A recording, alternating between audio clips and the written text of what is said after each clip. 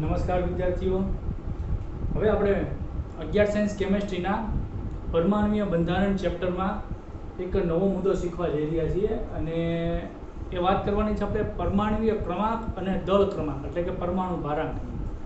તો એ શીખતા પહેલાં આપણે પહેલાં 1 થી 20 પરમાણુઓનો અભ્યાસ કરીએ અને એના પરમાણુ ક્રમાંક, એના પરમાણુ ભારાંક એટલે કે દળ ક્રમાંક, પ્રોટોનની સંખ્યા અને ન્યુટ્રોનની સંખ્યા વિશે આપણે થોડીક વિગતે ચર્ચા કરીએ. તો આ વસ્તુ તમે લગભગ જાણતા હશો, પણ તેમ છતાં એક વખત આપણે બધી વસ્તુનો રિવિઝન કરીએ. તો સર્વપ્રથમ તત્વો પરમાણુ ક્રમાંક 1 હાઇડ્રોજન, જેની સંજ્ઞા H, જેનો પરમાણુ ક્રમાંક 1. તો મિત્રો, જે પરમાણુ ક્રમાંક છે ને Z વડે દર્શાવશું આપણે. પરમાણુ ક્રમાંકને Z. અને પરમાણુ ક્રમાંક 1 છે કેમ ખબર પડી? કારણ કે પ્રોટોનના કેન્દ્રમાં હાઇડ્રોજનના કેન્દ્રમાં પ્રોટોનની સંખ્યા 1 છે. એના આધારે ખ્યાલ પડ્યો કે એનો પરમાણુ ક્રમાંક 1 છે. પરમાણુ ક્રમાંક 1 છે એટલે પ્રોટોન નથી. કોઈ પણ પરમાણુના કેન્દ્રમાં રહેલા પ્રોટોનની સંખ્યાને એનો પરમાણુ ક્રમાંક Z કહેવામાં આવે છે. કારણ કે એમાં પ્રોટોનની સંખ્યા 1 છે એટલે એને આપણે પરમાણુ ક્રમાંક 1 આપ્યો. હવે હાઇડ્રોજનના કેન્દ્રમાં ન્યુટ્રોન 0 છે. હવે પ્રોટોનની સંખ્યા પ્લસ ન્યુટ્રોનની સંખ્યા, કેમ કે તમે પરમાણુ ભારાંક સાપેક્ષ ભાર યાદ કરો, આપણે હાઇડ્રોજનના સાપેક્ષ ભારને 1 યુનિફાઈડ માસ કીધો. સિમિલર ન્યુટ્રોનના સાપેક્ષ ભારને પણ 1 કીધો. હાઇડ્રોજનનો ઇલેક્ટ્રોનનો બહુ ઓછો હતો, 0.0001, એટલે આપણે એને અવગણતા હતા. 1 + 0 તો એનો પરમાણુ ભાર થશે, એનો પરમાણુ ભાર પણ 1 થાય છે. બરોબર. બીજા નંબરનું તત્વ છે હિલિયમ. તમને 1 થી 10 પરમાણુના નામ પણ આવડે છે, એમાં મારે કઈ શોર્ટકટ કી આપવાની પણ જરૂર નથી, જેની સંજ્ઞા છે He. હવે હિલિયમનો પરમાણુ ક્રમાંક 2. શા માટે 2? કારણ કે હિલિયમના કેન્દ્રમાં પ્રોટોનની સંખ્યા થાય છે 2. તો હિલિયમના કેન્દ્રમાં 2 પ્રોટોન હોવાના કારણે એમાં પરમાણુ ક્રમાંક 2 કીધો. બરોબર. અને એના કેન્દ્રમાં ન્યુટ્રોનની સંખ્યા પણ 2 છે. તો હવે પ્રોટોનની સંખ્યા પ્લસ ન્યુટ્રોનની સંખ્યા એ એનો દળ ક્રમાંક થાય. એક શબ્દ દળ ક્રમાંક પણ છે. આ કારણોસર બેયનો ટોટલ કરો એટલે 4 થાય. તો હિલિયમનો પરમાણુ ભાર A ફોર એટોમિક વેઇટ અથવા તો દળ ક્રમાંક 4 થાય છે. ત્રીજું તત્વ છે લિથિયમ, જેની સંજ્ઞા લિથિયમના સ્પેલિંગ પરથી થાય છે Li, જેનો પરમાણુ ક્રમાંક 3. શા માટે પરમાણુ ક્રમાંક 3? કારણ કે કેન્દ્રમાં રહેલા પ્રોટોનની સંખ્યા 3 થાય છે. તો કેન્દ્રમાં ન્યુટ્રોનની સંખ્યા કેટલી છે? 3 સામું 4 ન્યુટ્રોન છે. ટોટલ સરવાળો 3 + 4 એટલે 7, એટલે કે એનો પરમાણુ ભારાંક 7 થાય છે. લખાય આ રીતે. જો કોઈ પણ પરમાણુ હોય ને, એના નીચેના ભાગમાં પૂર્વાર્ધમાં એનો પરમાણુ ક્રમાંક લખાય અને ઉપર જે ઘાત લખતા હોય તેનો પરમાણુ ભારાંક લખાય. ત્યારબાદ ત્રીજું તત્વ છે બેરિલિયમ, જેને બેરિલિયમનો સ્પેલિંગ પરથી Be સંજ્ઞા લખીએ છીએ આપણે, જેમાં કેન્દ્રમાં રહેલા પ્રોટોનની સંખ્યા 4 હોવાથી એના પરમાણુ ક્રમાંક આપણે આપવામાં આવ્યો 4. કેન્દ્રમાં ન્યુટ્રોનની સંખ્યા પણ 4 છે, એટલે 4 + 4 એટલે એનો ટોટલ ભાર 8 થાય છે. પાંચમા નંબરે બોરોન. બોરોનની સંજ્ઞા છે BORON, બોરોન. તો એના કેન્દ્રમાં પ્રોટોનની સંખ્યા 5 છે, એટલે આપણે એનો પરમાણુ ક્રમાંક 5 કીધો. વળી એના કેન્દ્રમાં ન્યુટ્રોનની સંખ્યા 5 ન હોતા 6 જોવા મળી, એટલે 5 + 6 પ્રોટોનની સંખ્યા પ્લસ ન્યુટ્રોન, આ બેને ન્યુક્લિયોન્સ કહેવામાં આવે છે, કેમ કે આ બંને કેન્દ્રમાં રહેલા છે. પ્રોટોન અને ન્યુટ્રોન ન્યુક્લિયસ એટલે કે કેન્દ્રમાં રહેલા હોવાથી એને ન્યુક્લિયોન્સ કહેવામાં આવે. ન્યુક્લિયોન્સમાં કોનો સમાવેશ થાય? પ્રોટોન અને ન્યુટ્રોન. અને ફરતે બહારની કક્ષામાં ઇલેક્ટ્રોન ઘૂમતા હોય. તો 5 + 6 એટલે 11, એટલે બોરોનનો પરમાણુ ક્રમાંક 11 છે, B511. બરોબર. તો આ બોરોન છે. છઠ્ઠા નંબરે કાર્બન. પરમાણુની સંજ્ઞા C. કેન્દ્રમાં પ્રોટોનની સંખ્યા 6 હતી, એટલે એનો પરમાણુ ક્રમાંક 6 થાય.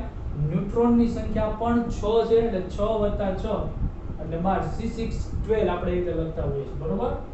ત્યારબાદ 7મા ક્રમે આવશે નાઇટ્રોજન. નાઇટ્રોજન ની સંજ્ઞા n, જેના કેન્દ્રમાં પ્રોટોનની સંખ્યા 7 હતી એટલે એનો પરમાણુ ક્રમાંક 7 આપવામાં આવ્યો. કેન્દ્રમાં ન્યુટ્રોનની સંખ્યા પણ 7 એટલે 7 ને 7 14 એટલે એમાં પરમાણુ ભારાંક અથવા તો દળ ક્રમાંક 7 દુ 14 આપવામાં આવ્યો. ત્યાર પછી 8મા ક્રમે આવે છે પરમાણુમાં ઓક્સિજન,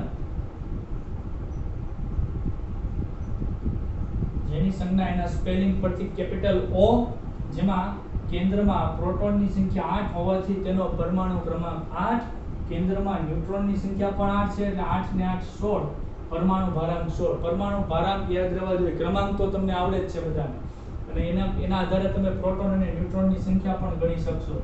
ત્યારબાદ 9મા ક્રમે આવે છે ફ્લોરિન.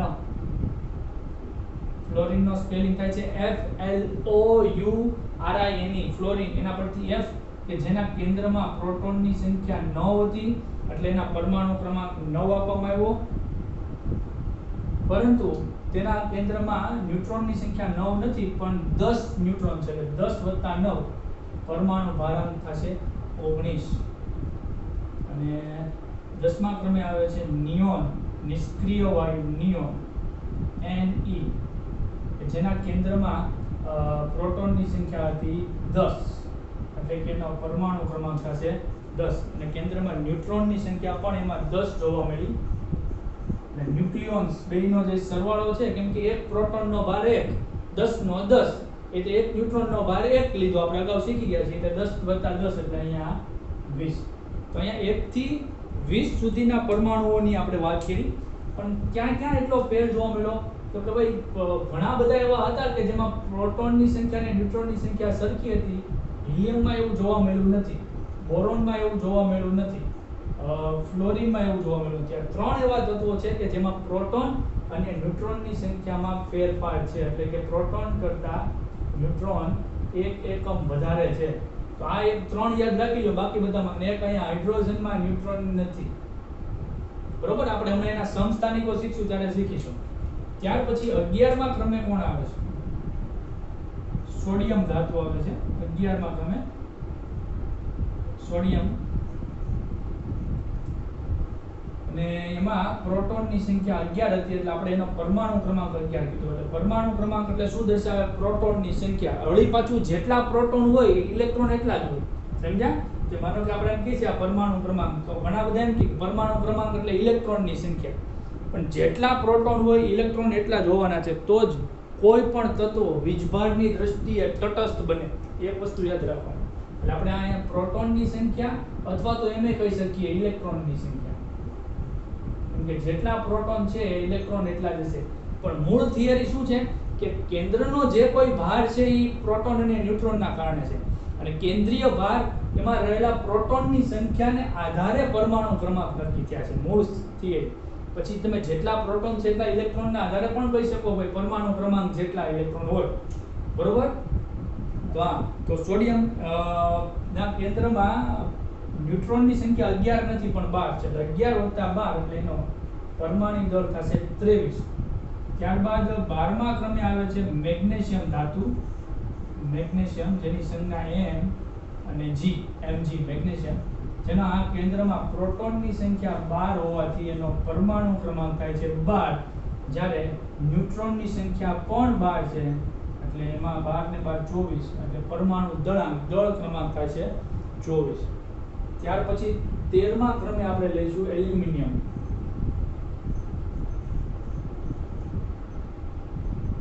જેની સંજ્ઞા એલ્યુમિનિયમની Al, કે જેના Z એટલે પરમાણુ ક્રમાંક, A એટલે એટોમિક વેટ, દળ ક્રમાંક, પ્રોટોનની સંખ્યા, ન્યુટ્રોનની સંખ્યા.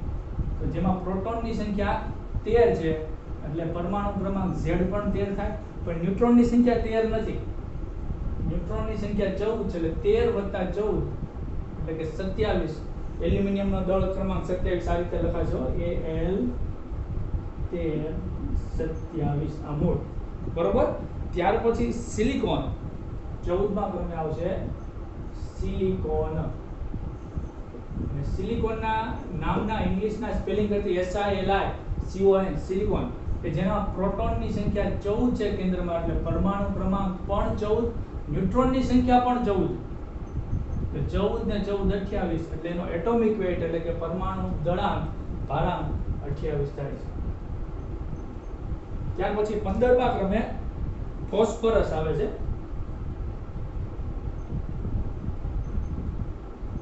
જેની સંજ્ઞા P. ફોસ્ફરસ નો જે સ્પેલિંગ છે ને PHOU, ફોસ્ફરસ. અને કેન્દ્રમાં પ્રોટોનની સંખ્યા 15, એનો પરમાણુ ક્રમાંક Z પણ 15, પણ ન્યુટ્રોનની સંખ્યા 15 કરતા એક વધારે 16 છે, એટલે 15 દુ 30 ને 31, એટલે એનો એટોમિક વેઇટ 31 થાય. સારી રીતે લખાય ફોસ્ફરસ 15 to 31. માથે લખાય ભાર, લખાય તળિયે લખાય નંબર. આપણે કેમ માથે ભાર હોય, કોઈ પણ ભાર લઈ જતા હોય, પગમાં ચપ્પલમાં તળિયે નંબર હોય, નીચે નંબર એટોમિક નંબર પરમાણુ ક્રમાંક અને માથે ભાર, દળનો ભારાંક.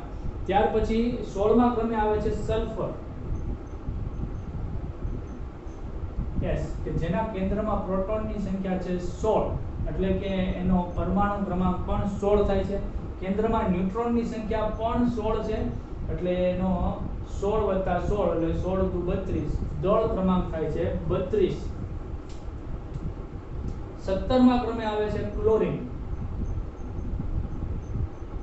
ક્લોરીનની સંજ્ઞા Cl, કે જેના કેન્દ્રમાં પ્રોટોન કેટલા મળ્યા? 17 મળી આવ્યા, એટલે એનો પરમાણુ ક્રમાંક Z બરાબર પણ 17, અને કેન્દ્રમાં ન્યુટ્રોન 17 ના બદલે 18 મળી આવે, એટલે 17 દુ 34 ને 35.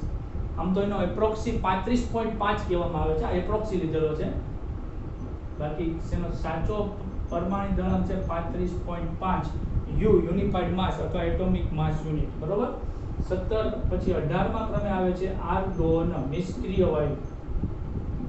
નિયોન પછી આર્ગોન, નિષ્ક્રિય વાયુ, કે જેમાં કેન્દ્રમાં પ્રોટોનની સંખ્યા હતી 18, આપણે ક્રમશમાં જ લઈ રહ્યા છીએ, એટલે કે પરમાણુ ક્રમાંક પણ 18 થાય, પણ ન્યુટ્રોનની સંખ્યા વધારે છે, 18 ને આનો 40, પરમાણુ દળાંક 40, એટલે 22 ન્યુટ્રોન થાય. 18 + 22 બહુ ઝાઝા છે આર્ગોન ના કેન્દ્રમાં ન્યુટ્રોનની સંખ્યા. પછી 19મા ક્રમે આવશે પોટેશિયમ, કે જેના કેન્દ્રમાં પ્રોટોનની સંખ્યા થાય છે 19, એટલે પરમાણુ ક્રમાંક પણ 19, પણ ન્યુટ્રોનની સંખ્યા એમાં થાય છે 20, એટલે 19 + 20 એટલે 39 એનો પરમાણુ દળાંક થાય. ખાસ કરીને પરમાણુ ભાર, એટોમિક વેઇટ યાદ રાખવાના છે. અને છેલ્લે 20મા ક્રમે આવે છે આપણે કેલ્શિયમ. 20 સુધી સમજીએ, આની જરૂર પડશે. કેલ્શિયમ, જેના કેન્દ્રમાં પ્રોટોન 20, એટલે પરમાણુ ક્રમાંક 20, ન્યુટ્રોન 20, એટલે પ્રોટોન વત્તા ન્યુટ્રોન નો જે ટોટલ દળ થાય છે એ 40. તો અહીંયા ઘણો બધો વેરિએશન જોવા મળ્યો મિત્રો.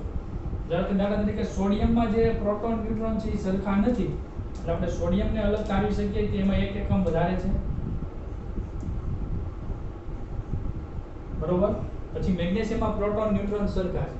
એલ્યુમિનિયમમાં પણ પ્રોટોન અને ન્યુટ્રોનની સંખ્યામાં ફેરફાર છે, કે પ્રોટોનની સંખ્યા કરતાં ન્યુટ્રોનની સંખ્યા 1 એકમ વધારે છે. સિલિકોનમાં સરખું છે. ફોસ્ફરસમાં પણ સ્ટાર કરીએ કે પ્રોટોન કરતાં ન્યુટ્રોનની સંખ્યામાં 1 એકમનો વધારો જોવા મળ્યો છે. સલ્ફરમાં છે સિમિલર છે. ક્લોરીનમાં શું થાય કે પ્રોટોન કરતાં ન્યુટ્રોન 1 એકમ વધારે જોવા મળ્યો છે. આર્ગોન, આમ તો ન્યુટ્રોન તટસ્થ છે, એટલે વીજભારની દ્રષ્ટિએ કઈ ફેર ન પડે, પણ હા પરમાણુ દળમાં ફેર પડે. આર્ગોન તો બહુ સ્પેશિયલ છે, કેમ કે પ્રોટોન કરતાં ન્યુટ્રોનની સંખ્યામાં 4 નો વધારો છે. પોટેશિયમમાં પણ સિમિલર છે, કે જેમાં પ્રોટોન કરતાં ન્યુટ્રોનની સંખ્યામાં 1 એકમનો વધારો જોવા મળ્યો છે. તો આ આપણે ઘણી બધી વસ્તુઓ શીખ્યા, એટલે કે તમે તત્વો પણ શીખ્યા, કે તત્વનું નામ પણ શીખ્યા, જે જાણતા હતા સંજ્ઞા પણ જાણતા હતા, પરમાણુ ક્રમાંક પણ જાણતા હતા. અને પરમાણુ ક્રમાંક શું છે ખરેખર, તો કે પ્રોટોનની જે સંખ્યા એને પરમાણુ ક્રમાંક કીધો. પરમાણુ ભારાંક કઈ રીતે, તો પ્રોટોન અને ન્યુટ્રોનની સંખ્યાનો સરવાળો. હવે આપણને ટેક્સ્ટ બુકમાં તમે નજર કરો તો તમને એવું લખેલું મળશે કે પરમાણુ ક્રમાંક Z બરાબર પરમાણુના કેન્દ્રમાં રહેલા પ્રોટોનની સંખ્યા, બરોબર, અથવા તો તટસ્થ પરમાણુમાં રહેલા ઇલેક્ટ્રોનની સંખ્યા. 2.3 નંબરના મુદ્દામાં એવું લખ્યું છે, એટલે કે પેજ નંબર 32 ઉપર. અને દળ ક્રમાંક બરાબર એવું લખ્યું છે. દળ ક્રમાંક કઈ રીતે, દળ ક્રમાંક અથવા તો પરમાણુનો ભાર, પરમાણુ ભારાંક, જેને આપણે ઇંગ્લિશમાં એટોમિક વેઇટ કહીશું. એટોમિક વેઇટ બરાબર એવું સૂત્ર, પ્રોટોનની સંખ્યા પ્લસ ન્યુટ્રોનની સંખ્યા. કેમ કે પ્રોટોન એક હોય તો એનો દળ એક જ થાય છે, એટલે સંખ્યાનો સરવાળો કરો, દળનો સરવાળો કરો, બરાબર હરખું થાય છે. પ્રોટોનની સંખ્યાને આપણે z વડે દર્શાવી છીએ પ્લસ ન્યુટ્રોનની સંખ્યા. ઘણી વખત તમને દળ ક્રમાંક આપી દીધો હોય, માનો કે સલ્ફર છે તેનો દળ ક્રમાંક આપી દીધો છે 32, તો તમને એનો પરમાણુ ક્રમાંક ખબર હોવો જોઈએ. માનો કે તમને આ રીતે આપી દીધું હોય કે આર્ગોન 14 માં ન્યુટ્રોનની સંખ્યા જણાવો. આવો સવાલ પૂછે, આર્ગોન 14 માં ન્યુટ્રોનની સંખ્યા, તો તમને ખ્યાલ આવવો જોઈએ કે ભાઈ આર્ગોન છે એનો પરમાણુ ક્રમાંક તો મને ખબર છે 18, તો એમાં ન્યુટ્રોનની સંખ્યા કેટલી? તો તમારી પાસે દળ ક્રમાંક છે 40 બરાબર પ્રોટોનની સંખ્યા પ્લસ ન્યુટ્રોનની સંખ્યા. હવે આપણી પાસે પરમાણુ ક્રમાંક છે એટલે પ્રોટોનની સંખ્યા છે, એટલે 40 બરાબર 18 પ્લસ ન્યુટ્રોન. 18 બાદ કરી નાખો, 40 માંથી 18 બાદ કરો એટલે કેટલા આવે? 22. તો ન્યુટ્રોનની સંખ્યા કેટલી થશે? 22. પછી આ રીતે તમને આ રીતે કહેવામાં આવે કે સોડિયમ 23 માં ન્યુટ્રોનની સંખ્યા જણાવો. હા, તો સોડિયમનો પરમાણુ ક્રમાંક તમને ખબર હોવો જોઈએ 11. તો શું છે, આમાંથી આ બાદ કરો, 23 માંથી 11 બાદ કરો એટલે 12. ન્યુટ્રોનની સંખ્યા 12. ઇન શોર્ટ તમે પરમાણુ ભારમાંથી પરમાણુ ક્રમાંક બાદ કરો ને તો તમને ન્યુટ્રોનની સંખ્યા મળવાની છે. બરોબર? તો આપણે હાઇડ્રોજન થી માંડીને કેલ્શિયમ સુધીના દરેક તત્વોમાં આપણે પરમાણુમાં પ્રોટોન અને ન્યુટ્રોનની સંખ્યા યાદ રાખી લીધી, અને એના ઉપરથી આપણે પરમાણુ ભારાંક યાદ રાખ્યા. ખાસ તો પરમાણુ ભારાંક યાદ રખાય, અને પરમાણુને કઈ રીતે લખવાનો છે એ પણ તમે વાત કરી લીધા. હવે પરમાણુમાં આ જે પ્રોટોનની સંખ્યા છે એટલા જ ઇલેક્ટ્રોનની સંખ્યા હોય, વાત તો કરી લીધી, પણ ઘણી વખત ન્યુટ્રોનની સંખ્યામાં ફેરફાર જોવા મળ્યો છે. જેના આધારે આપણે એક નવી થિયરી શીખશું, જેને આપણે કહીશું સમસ્થાનિકો અને સમભારિકોની થિયરી, જે આપણે શીખીએ. વિદ્યાર્થી મિત્રો, ત્યાર પછી એક ખૂબ અગત્યની વાત આપણે કરીએ. બે નાના નાના ટોપિક છે, 2 માર્ક્સના સવાલ તરીકે પૂછી શકાય, પણ અગત્યની વાત છે. સમજાવો સમસ્થાનિકો અને સમભારિકો. સમસ્થાનિકોને ઇંગ્લિશમાં આઇસોટોપ્સ કહેવામાં આવે. ઘણી વખત ગુજરાતીમાં લખે, પણ લખે આઇસોટોપ, તો આપણે સમસ્થાનિકો સમજવાના છે. અને ઘણીવાર આઇસોબાર લખે ગુજરાતીમાં જ, આઇસોબાર ઇંગ્લિશમાં ન લખાય છે, સમજ્યા? તો લખે ગુજરાતીમાં જ આઇસોબાર, પણ એ સમભારિકો. તો આઇસોટોપ્સ અને આઇસોબારના અર્થ ખાસ સમજો, મિક્સ કરી નાખશે. તો સૌપ્રથમ સમભારિકોની ટૂંકી એવી વાત કરીએ તો નામ છે સમ કેતા સરખો. ભાર એટલે વજન, જેનો ભાર સરખો છે, એટલે કે દળ ક્રમાંક સરખા છે.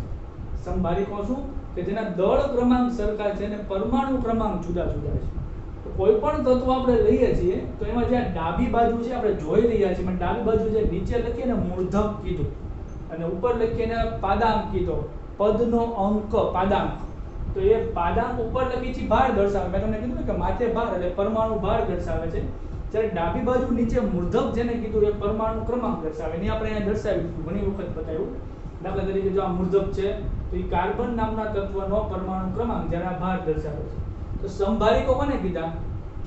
કે જેના દળ ક્રમાંક સરખા છે. દળ ક્રમાંક અથવા તો પરમાણુ ભારાંક સરખા છે. આ દળ, માથેનું દળ, એનો ક્રમ 14, પણ પરમાણુ ક્રમાંક જુદા જુદા છે, એટલે કે આ પ્રોટોનની સંખ્યા જુદી જુદી છે. અહીંયા 6 અને અહીંયા 7. તો તમે જ્યારે પરમાણુ ક્રમાંક જુદા જુઓ અને પરમાણુ ભાર સરખા જુઓ તો સમ કરતા સરખા ભાર, આઇસોબાર કહેવામાં આવે. તો આપણે આમાં પ્રોટોનની સંખ્યા બંનેમાં ગોતીએ તો અહીંયા પ્રોટોનની સંખ્યા 6 થાય, અહીંયા પ્રોટોનની સંખ્યા 7 થાય. ન્યુટ્રોનની સંખ્યા ગણીએ તો 14 માંથી 6 જાય તો કેટલા ન્યુટ્રોન વધશે? 8. 8 ને 6 14. ત્યારે અહીંયા ન્યુટ્રોનની સંખ્યા 14 માંથી 7 જાય એટલે 7. બરોબર? નથી પ્રોટોન સરખા, નથી ન્યુટ્રોન સંખ્યા. એક માત્ર વસ્તુ સરખી છે. શું? કે એનો ભાર સરખો છે. તો એ તો બહુ ઇઝીલી મળી જાય. તમને આપ્યું છે અને પૂછે કે આ સમભારિકો છે કે સમસ્થાનિકો, તો તમે આરામથી જવાબ આપી શકો. સમસ્થાનિકો, આઇસોટોપ્સ કોને કીધા? આનાથી વિપરીત પરમાણુ ક્રમ મૂર્ધક સરખા છે, પણ એના દળ ક્રમાંક જુદા જુદા, માથેના ભાર જુદા જુદા છે. તો આપણે અહીંયા કેટલાક સમસ્થાનિકોની ચર્ચા કરીએ, જેમાં હાઇડ્રોજનની વાત કરીએ કે 99.985 એટલે ઓલમોસ્ટ 100% હાઇડ્રોજનના કેન્દ્રમાં એક જ પ્રોટોન છે. તો હાઇડ્રોજનના 3 સમસ્થાનિકો છે, જેમાં આપણે મૂળભૂત આપણે જે હાઇડ્રોજનની વાત કરીએ એને પ્રોટિયમ કહેવામાં આવે છે. એને આ રીતે લખાય 1H1. ત્યાર પછી બીજા નંબરે આવે છે ડ્યુટેરિયમ, જેને આપણે લખશું 1H2. અને ત્રીજા નંબરે આપણે લખશું ટ્રિટિયમ 1H3. બરોબર. શું ફરક છે ભાઈ બધામાં? બધામાં પ્રોટોન સરખા છે, પરમાણુ ક્રમાંક સરખા છે. ફરક ક્યાં છે? પરમાણુ ભારાંક જુદા જુદા છે. પરમાણુ ભાર સરખા હતા તો એને સમભારિકો કીધા, પરમાણુ ભારાંક જુદા જુદા છે. તો પ્રોટોનની સંખ્યા બધામાં 1 1 અને 1. પણ ન્યુટ્રોનની સંખ્યામાં ફેર છે. 1 માંથી 1 જાય 0, 2 માંથી 1 જાય 1, 3 માંથી 1 જાય 2. તો આના પરથી આપણે બીજી વ્યાખ્યા બનાવી શકીએ ખરા? હા, બનાવી શકાય. બીજી વ્યાખ્યા શું બને કે ભાઈ પ્રોટોનની સંખ્યા સમાન, પ્રોટોનની સંખ્યા સમાન હોય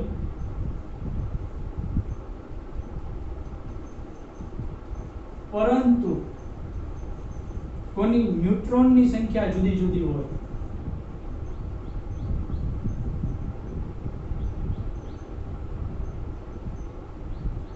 તો એને એકબીજાના સમસ્થાનિકો કહેવાય. અથવા તો બીજી વ્યાખ્યા, પરમાણુ ક્રમાંક સરખા, પરમાણુ ભારાંક જુદા જુદા, તો એને એકબીજાના સમસ્થાનિકો કહેવાય. હવે બીજી એક નવી વાત કે તમે ડ્યુટેરિયમને 1H2 ના બદલામાં ડ્યુટેરિયમનો D લખો તો પણ તમે લખી શકાય 1D2, તો એ પણ સાચું છે. બરોબર. ટ્રિટિયમના T લખો તો 1H3 એમ લખો તો પણ સાચું છે. 99.98% જેટલા હાઇડ્રોજન છે પ્રોટિયમ સ્વરૂપે જોવા મળે છે, ડ્યુટેરિયમ સ્વરૂપે 0.015%, અને ટ્રિટિયમ તો અતિ અલ્પ માત્રામાં જોવા મળે છે, અતિ અલ્પ, જે રેડિયો એક્ટિવિટી પણ દર્શાવે છે. એટલે કે ટ્રિટિયમ છે એ રેડિયો સક્રિય છે. આ બધું લખતા જજો. ટ્રિટિયમ આલ્ફા, બીટા અને ગામા જેવા વિકિરણો ઉત્સર્જિત કરે છે, એટલે એ રેડિયો સક્રિય છે. તો ઇલેક્ટ્રોન તો અહીંયા કઈ ધ્યાનમાં લીધો જ નથી, માત્ર ન્યુક્લિયોન્સની જ વાત કરી મિત્રો આપણે કે ભાઈ ન્યુક્લિયોન્સની સંખ્યામાં પ્રોટોન અને ન્યુટ્રોનની સંખ્યામાં જો ફેરફાર આવે એક જ પરમાણુ તો એને એકબીજાના સમસ્થાનિકો કહેશું. એટલે કે પ્રોટોન સરખા રહે, ન્યુટ્રોન જુદા જુદા રહે તો એને એકબીજાના સમસ્થાનિકો કહેવામાં આવે છે. બીજા સમસ્થાનિકોની વાત કરીએ, કાર્બનના 3 સમસ્થાનિકો છે.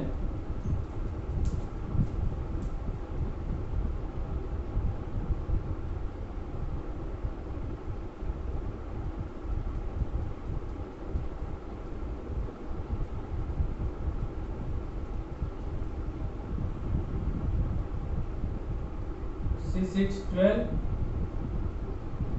C613, C614.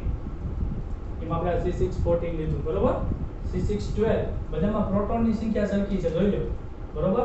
તો આપણે પ્રોટોન આ જે P+ એટલે પ્રોટોન 3 વીજભારી, તો પ્રોટોન બધામાં ફિક્સ. જો ન્યુટ્રોન કેમ ગણશું? ભારમાંથી ક્રમ બાદ કરો, 12 માંથી 6, ભારમાંથી ક્રમ બાદ કરો 7, 14 માંથી 6, તો બીજી વ્યાખ્યા થઈ પ્રોટોન સરખા, ન્યુટ્રોન જુદા જુદા. એમાં જે C614 છે એ પણ રેડિયો સક્રિય છે, જેથી કરીને C614 નો મુખ્ય ઉપયોગ રેડિયો કાર્બન ડેટિંગમાં થાય. આનો આપણે આગળ વાત કરશું.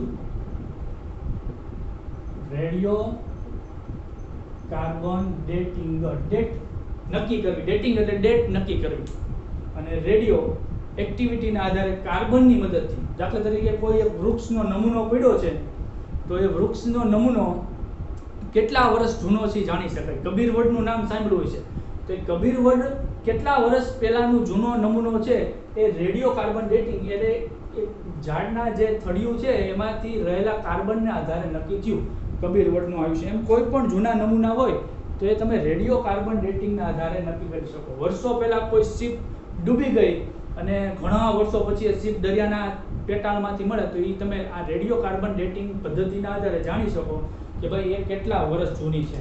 પછી બોરોનના પણ સમસ્થાનિકો છે. ઘણા બધા તત્વોના સમસ્થાનિકો હોય છે, બધા આપણે શીખવા બેવાના હોય જ નહીં. B510 અને B511. એમાં પ્રોટોન કેટલા છે? તો કે પ્રોટોન 5 બંનેમાં. ન્યુટ્રોન 10 માંથી 5 જાય 5, 11 માંથી 5 જાય 6. બરોબર. પછી ટેક્સ્ટ બુકમાં એકવાર નજર કરીએ તો હજી ક્લોરીનના સમસ્થાનિકો આવ્યા છે. ક્લોરીનના સમસ્થાનિકો.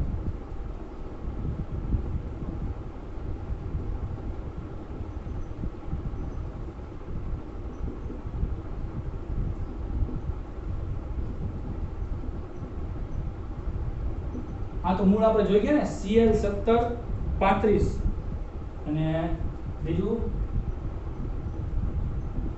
ક્લોરીન 17 તો શું ફેર પડે ભાઈ? તો કે અહીંયા પ્રોટોન બરાબર 17, ન્યુટ્રોન 35 માંથી બાદ કરો 17, 17 * 34 ને 35 એટલે અહીંયા જ્યારે અહીંયા પ્રોટોનની સંખ્યા તો 17 છે જ, ન્યુટ્રોનની સંખ્યા આ બાદ કરો એટલે 20. તો પ્રોટોન સરખા, ન્યુટ્રોન અલગ અલગ સમસ્થાનિકો. પરમાણુ ક્રમાંક સરખા, પરમાણુ ભારાંક જુદા જુદા, એને એકબીજાના સમસ્થાનિકો કીધા.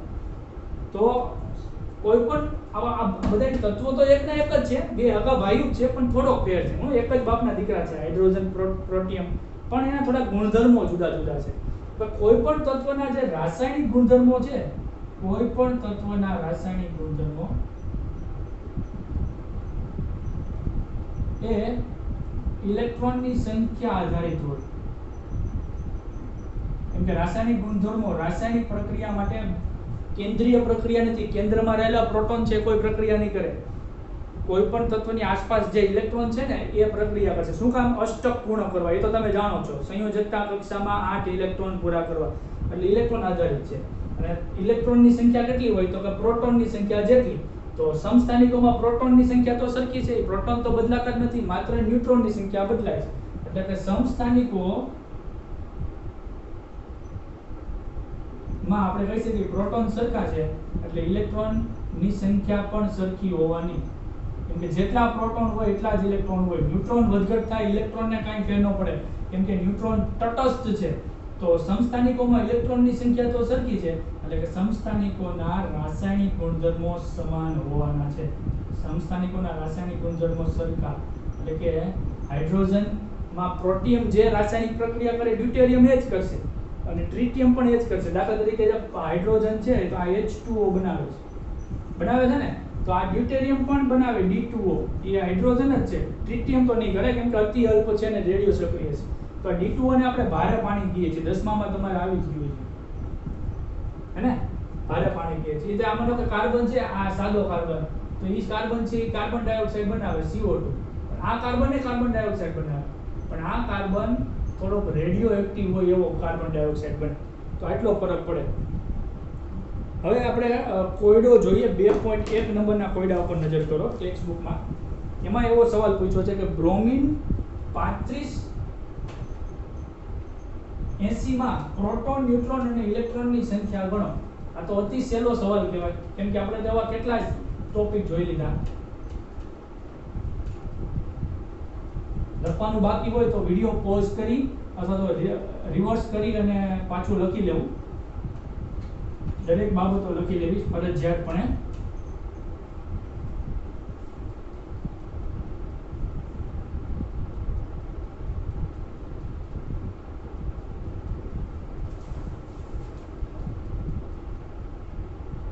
બ્રોમિન 35 અને 80 માં પ્રોટોન, ન્યુટ્રોન અને ઇલેક્ટ્રોનની સંખ્યા નક્કી કરો. પ્રોટોનની સંખ્યા અથવા તો પરમાણુ ક્રમાંક તમે જે કાંઈ કહો એ Z ફિક્સ છે 35. હા, તો જેટલા પ્રોટોન હોય એટલા જ ઇલેક્ટ્રોન હોય.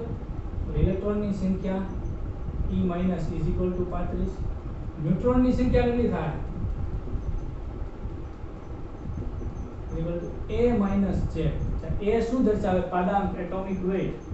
Z શું દર્શાવે? મૂર્ધક. A કેટલું છે? 80. અને Z પરમાણુ ક્રમાંક કેટલો છે? 35. તો 80 માંથી 35 બાદ કરો 45. તો ન્યુટ્રોનની સંખ્યા એમાં થશે 45. પછીનો સવાલ કોયડો કે કોઈ એક સ્પીસીઝ છે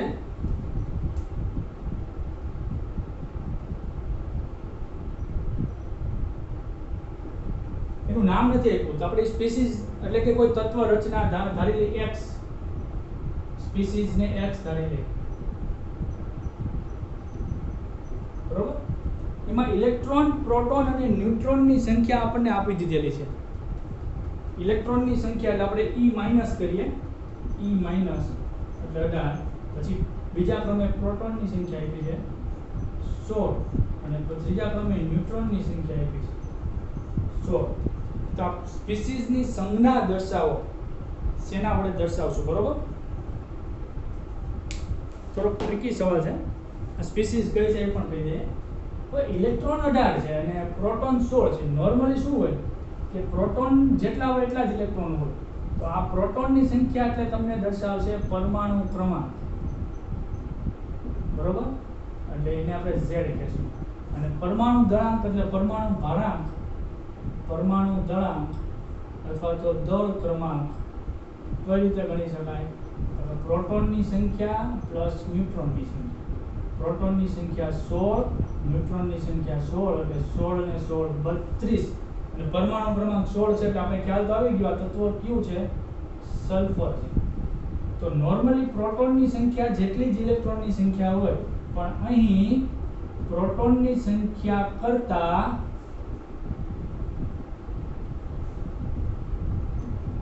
ઇલેક્ટ્રોનની સંખ્યા કેટલી? 2 એકમ વધારે છે. 16 + 2 એકમ વધારે છે.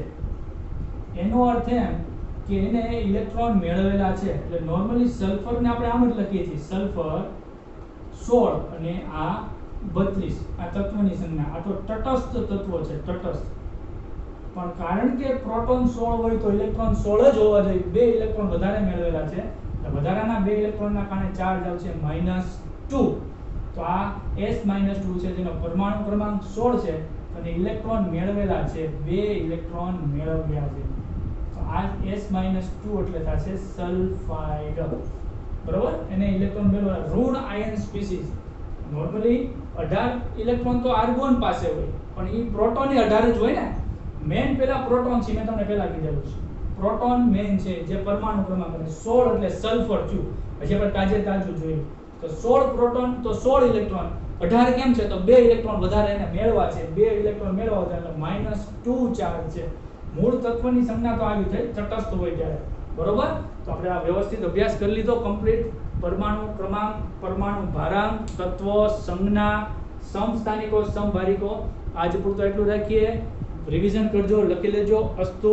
ધન્યવાદ.